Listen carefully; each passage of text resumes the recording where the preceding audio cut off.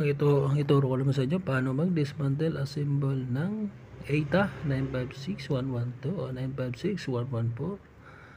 Unahin natin ito ngayon, yung tatlong screw na yan.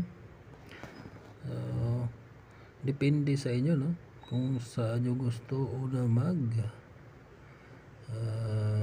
dismantle. Either unahin nyo dito sa may gears head o dito, itong banda sa may circuit.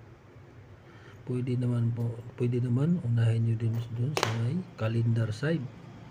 So nagdepende lang sa inyo. Sa akin kasi minsan inuna ko dito sa may gear side. Yan, screw na yan. So tanggalin din natin.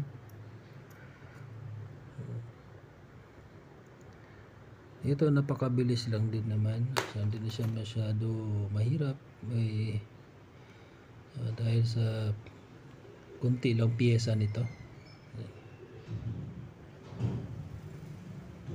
So,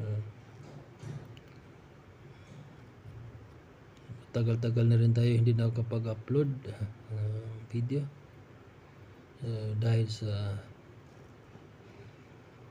paghahanap buhay, minsan hindi natin magawa yung pag-upload. So ngayon ulit gagawa din ulit ako ng mga videos para may matutunan kayo. Yan, tanggalin mo natin yan. Yan, hindi na tatanggalin yan, pwede na. So dito tayo sa may calendar side. So sa mga ganitong machine,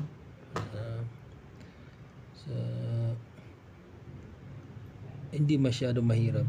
Sa sinabi ko, kunti lang ang piyesa nito. Yan.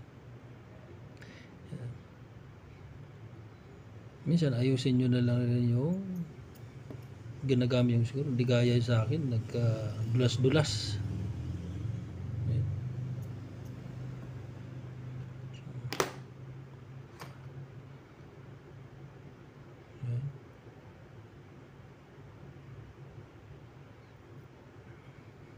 Gaya niyan yung tweezer ko minsan nadulas-dulas, masyado nang kakapit. Yan. So sa mga gustong matuto, mabilis lang naman. So kunting gamit lang kakailanganan nyo. Una dyan, yan yung tweezer, screw. Yan, pwede na kayo matuto. Wala masyadong gamit. At kung may machine naman kayo, pwede pagpraktisan.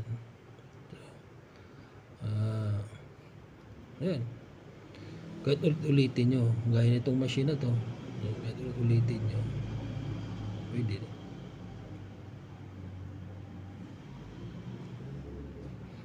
Ginagawa ko to mga video, so nakita nyo sa dami kong mga ginagawang video na dismantle, assemble. So ito para matuto na din kayo. Sa mga mahilig sa relo, mahilig magkulikot ng relo, pwede nyo matutunan. Hindi naman ito masyadong mahirap kasi tanggal balik, ganun lang. Yan.